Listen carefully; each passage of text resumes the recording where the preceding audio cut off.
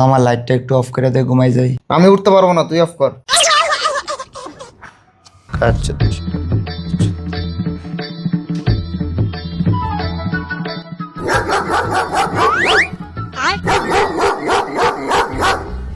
এই রেজওয়ান, রেজওয়ান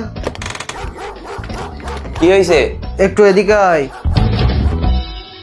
কি হয়েছে? আর কল ধরস না কেন? ওই জন্য তো তোকে ডাকলাম, কলটা রিসিভ করে আমার কানে ধরতো।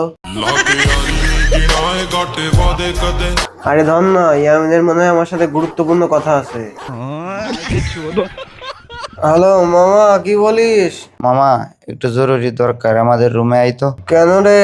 ওই আমাদের রুমের লাইটটা একটু অফ করে দিয়া যাবি? কেটে দে কেটে দে, কথা শেষ। সীমান্ত আসবে আমাদের রুমে না? ওই যে জন্মের অলস। সীমন্ত অলস, আর তুই কি?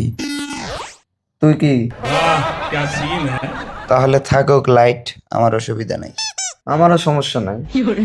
এই কি রে, এই রুমের লাইট অফ করার জন্য পাশের রুমে সীমান্তকে কল দিতে হয়? তোরা কোন লেভেলের অলস, এই জন্য তো জীবনে কিছু করতে পারছ না। তাহলে তুই একটু অফ করে দে না প্লিজ। আমারই তো করা লাগবে, তাছাড়া তো কোনো ভাও দেখতেছি না। ভাই রুম সার্ভিস লাগতো, 303-এ একটু আসেন তো।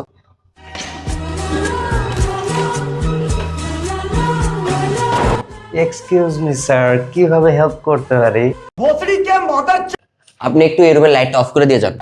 मोरियो आछो बोलो रे ढलती रात में मोरिया आछो